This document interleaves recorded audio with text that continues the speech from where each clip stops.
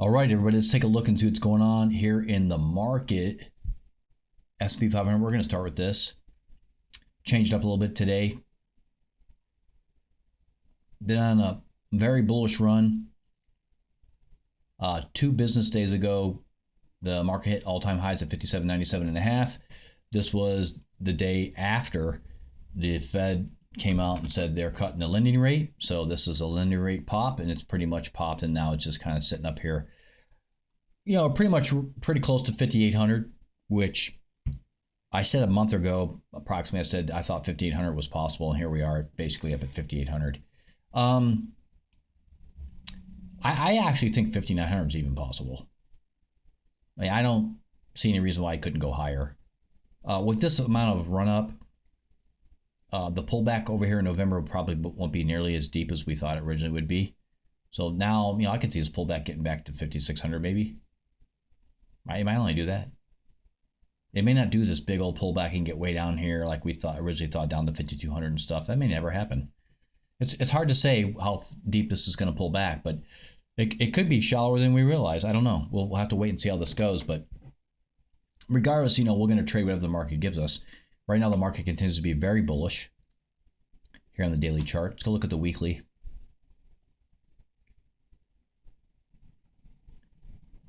Yeah, really bullish here. Look at this. This thing is on fire. Looks like it's trying to re-engage, cross over. There's room to go here. Right over here was 79, and right now we're at 66. Yeah, guess what, folks? There's room for this to run. There really is. There's an October 13th and November 10th low. So this could curl over here and come down into this. It probably will do that, but there's no sign of that yet. And, this just looks like this could go up a little bit higher. And I'm not lying. I actually believe 5,900 is possible. So right now the market's still very bullish. This just looks extremely bullish to me.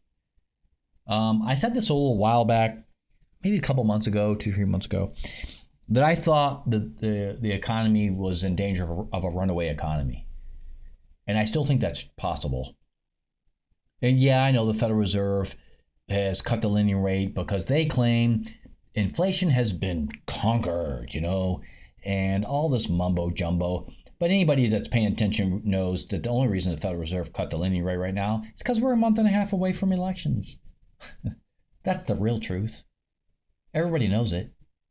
Anybody that's paying attention at all doesn't believe for one damn second that we just mysteriously conquered inflation and everything is okay now. So it's just, we've right on time. It just happens to line up with the election season. What a bunch of crap. It's total crap, guys and gals. It really is.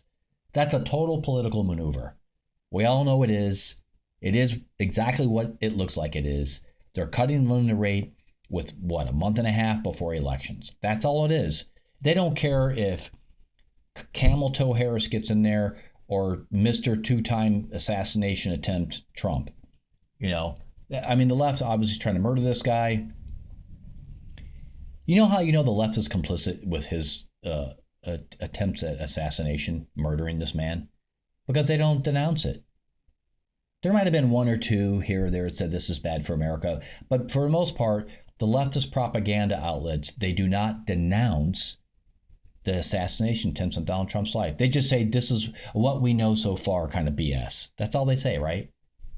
Or they might say something like the apparent assassination attempt, as if they needed more observational evidence that the assassination attempts are actually true. It's like they live in this weird made up world. It's just an apparent assassination attempt. We don't really know if it is. Yeah. They're complicit, right? The leftist propaganda outlets, which is 99% of the media around the world, particularly talk about the United States, is completely controlled by Marxist left socialist billionaires. That's the CNN, ABC, CBS, NBC. We all saw the NBC moderators fact check Donald Trump and a gazillion times and didn't fact check Camel Toe Harris once, and they attacked this guy left and right. They're complicit, right? The entire leftist media and all the left that votes left, they're complicit in the assassination attempts on Donald Trump's life. I mean, that's clear as daylight to me. There are many, I've seen many people in comment sections on different social media platforms saying they absolutely are on board with Donald Trump being murdered. They'll flat out say it.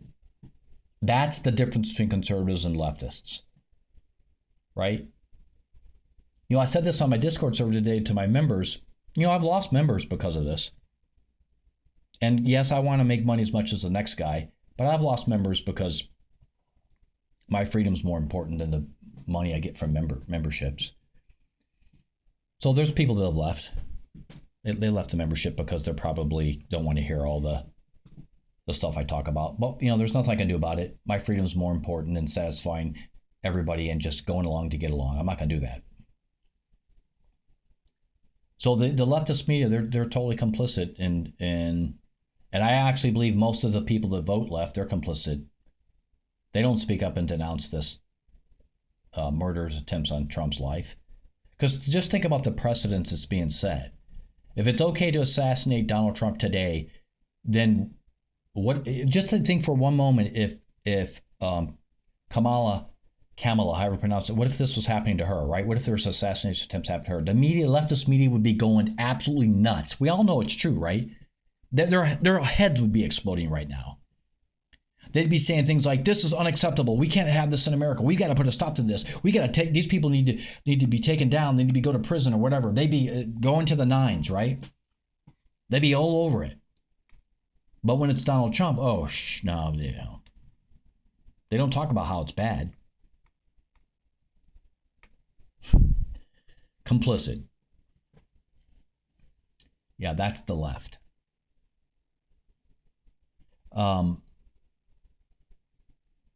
I think getting back to the whole topic of runaway economy, yeah, I do think we're on that verge. I talked about this a couple months ago. I think the United States and probably the world in general, but particularly the United States with its $35 trillion in national debt, we are on the brink of a runaway economy. And there's a lot of things that start to come into play when that happens. You know, the market's just going to all-time highs, all-time highs, all-time highs. It's kind of a reflection of that. I said before, a lot of people think this is a good thing, but that's actually a bad sign. It's a bad sign to see the stock market just keeps going to all-time highs. And look at this. It never reached the bottom here. Back in April 2024. It didn't reach the bottom right here. This weekly chart we're looking at. Here in like whatever this was, August. So it's July or August right here. Yeah, beginning of August. Excuse me. So the stock market continues to be very strong, even here on the weekly chart. Now, the reason I mention all this is because if Kamala, it's a new type of tea, Kamala tea. If she gets in, yeah, I'm not joking, right? Think about the Boston Tea Party. Well, I call this the Kamala tea.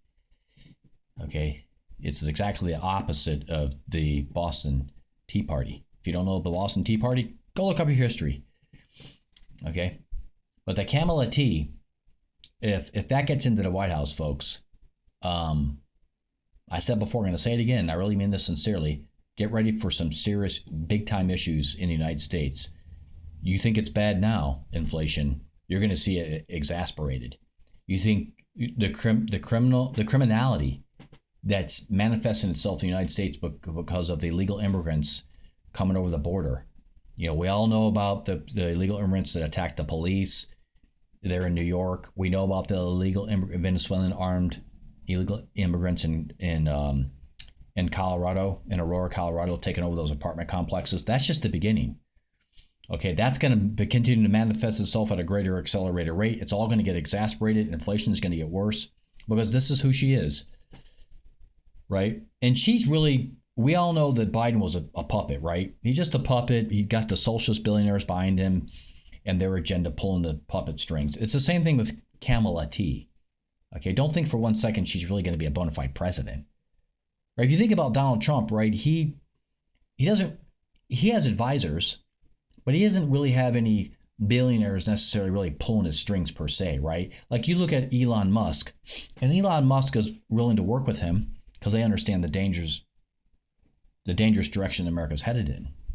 But Elon Musk doesn't pull Donald Trump's puppet strings and tell him you got to go do this, right? There's a difference. You can discern the difference, right?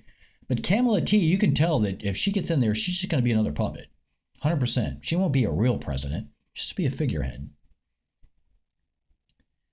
And Barry Soetoro, aka Barack Obama, and his billionaire buddies, they're going to be the ones that are really being the presidents behind the scene, if you will, right?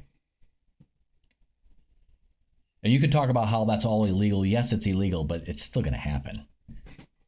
So getting back here to the S&P 500, I think the S&P 500 is a reflection of we're on the brink of a runaway economy. The Federal Reserve cutting the lending rate, that's a joke. I mean, like I said, it's definitely a political stunt, but it's going to totally backfire on them. You watch, mark my words, the Federal Reserve, their lending rate cut is going to totally backfire on them. They may do one more cut coming up here. It's totally going to backfire. And they're going to have to make a decision. You know what they're probably going to do? They're going to try to do quantitative easing again, but it won't work. It's totally going to fail. If they do quantitative easing, all that's going to do is jack up the national debt. It's going to become even a bigger problem than it already is. The US dollar, guys and gals, I said before, it's probably going to collapse. Like, explain to me right now, I think the last time I looked at the website for the National Debt Clock, if you want to go check that out, you can go check it out. National Debt Clock is a website. I think it's like some crazy amount, like $400,000. Maybe I'm wrong. Maybe it's $200,000. Maybe as much as $400,000 per U.S. American taxpayer. They'd have to come up with $400,000 a person per taxpayer to pay off the national debt. I mean, it's never going to happen. Never going to happen. So this all just looks like we're getting ready for some really, really bad time real soon here in the United States. And the stock market going to all-time highs, I believe, is a reflection of that. Okay, let's look at the trades of the day. We're going to go do that first, then we'll look at some of the other products.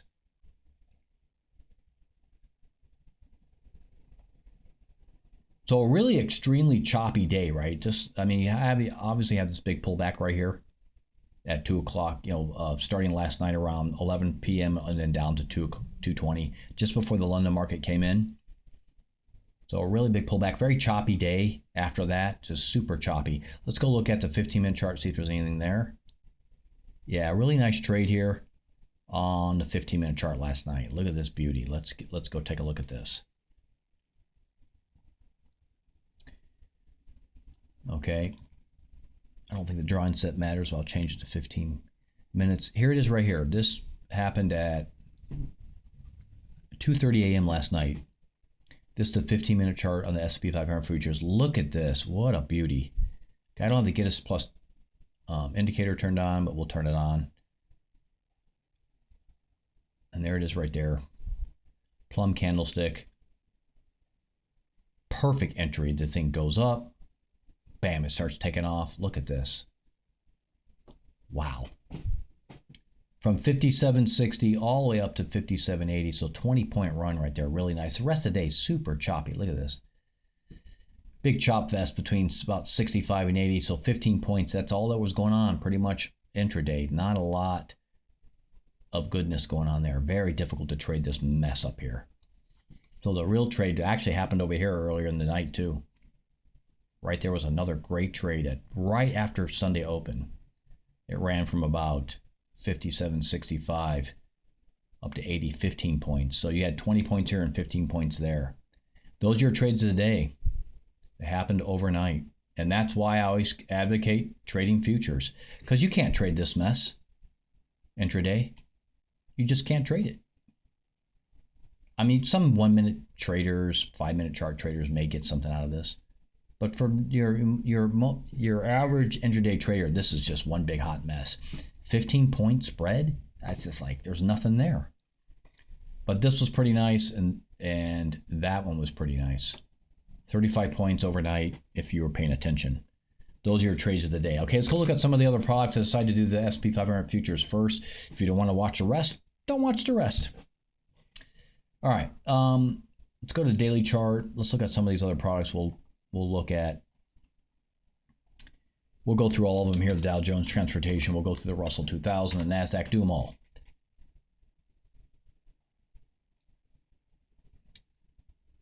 Yeah, October 27th. Next cycle low. Dow Jones Transportation looks like on Friday took a huge hit. Look at this huge pullback. You know, like I said before, the Dow Jones Transportation often leads the way. Look at this monster pullback. I mean, it ran up here, it's pulled back. Now, the stock indices haven't done this, but transportation has made a massive pullback. So keep an eye on that. It's often the precursor to what the indexes are going to do. Let's take a look at the Russell 2000.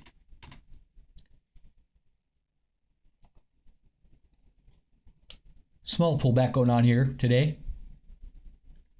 Today is, of course, the cycle low, September 23rd, and we had a couple days of pullback. And there could be more into this coming down to October 15th. Looks like it's trying to roll over here.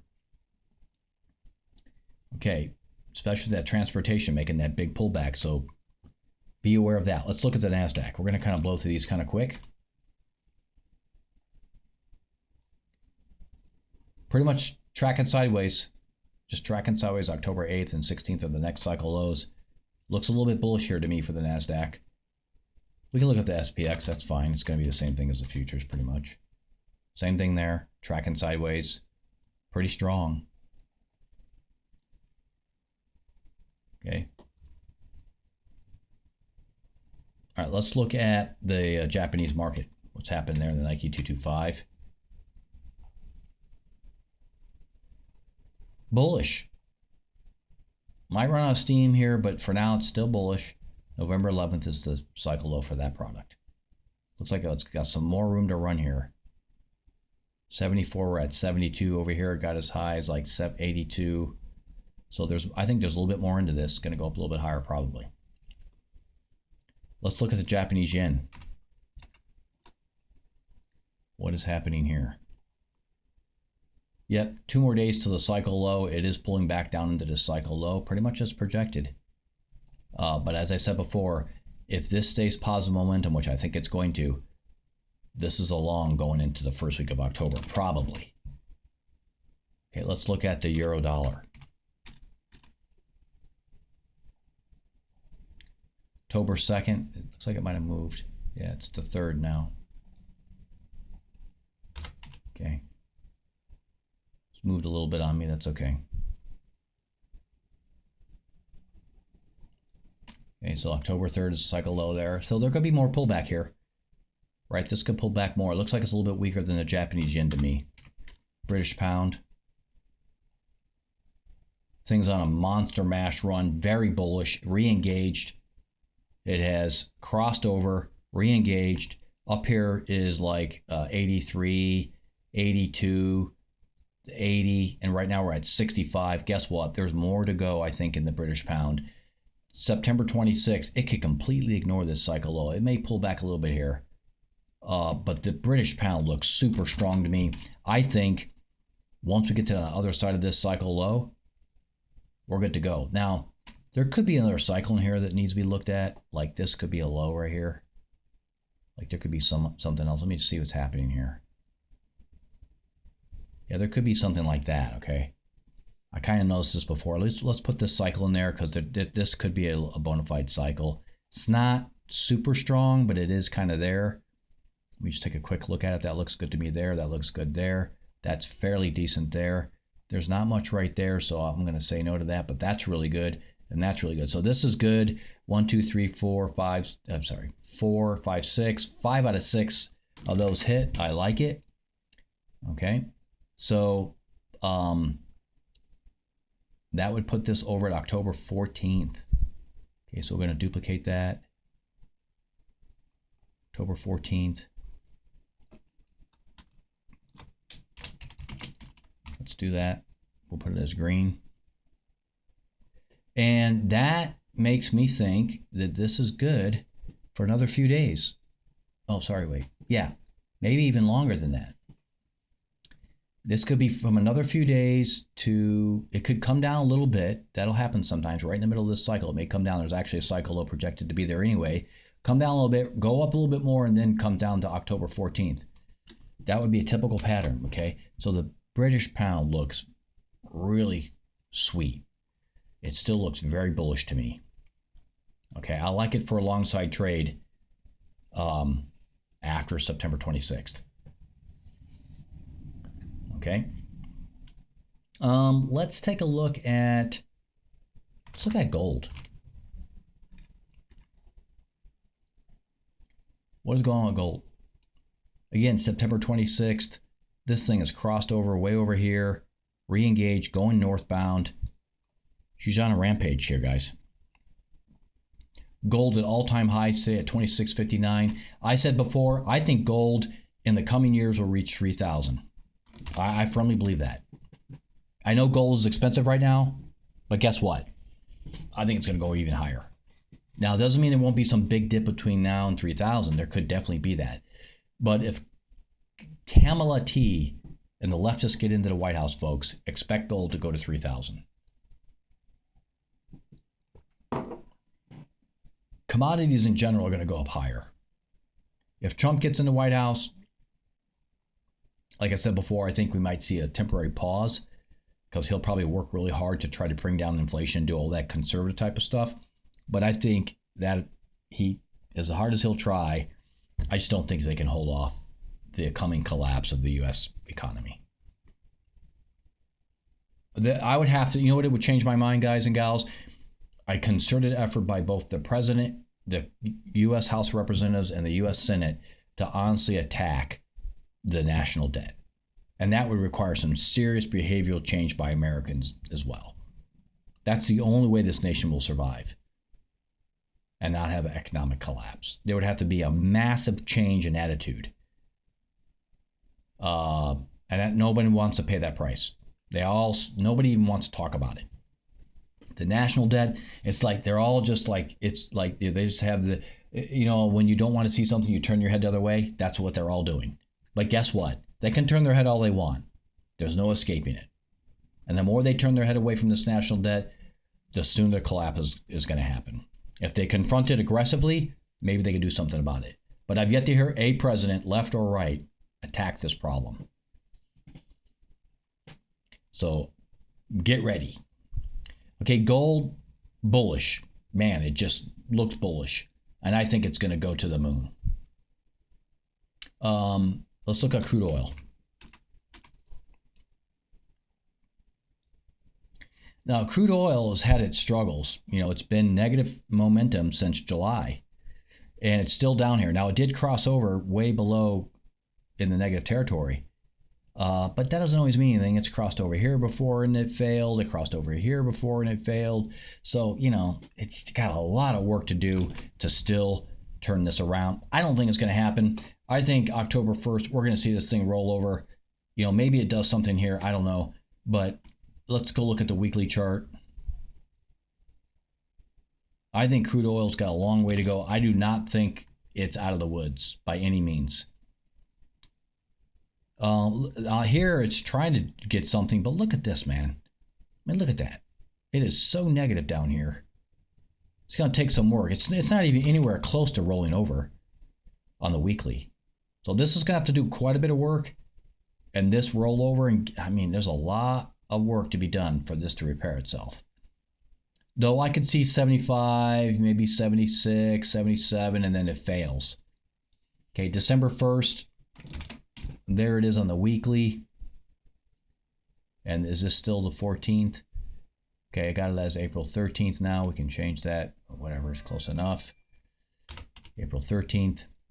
Those are the cycles on the weekly chart. Man, this just looks like this is going to fail down into December. Okay, it's managed to crawl out of this hole. So that's a little bit of positivity going on here. It was down at $65. So that's, you know, for a really short term, it's made some improvements, but I don't know if it's sustainable. My guess is right now, from what I see, crude oil is not going to be able to sustain this run. It's going to run out of gas and fail. Okay. All right. Let's take a look at corn.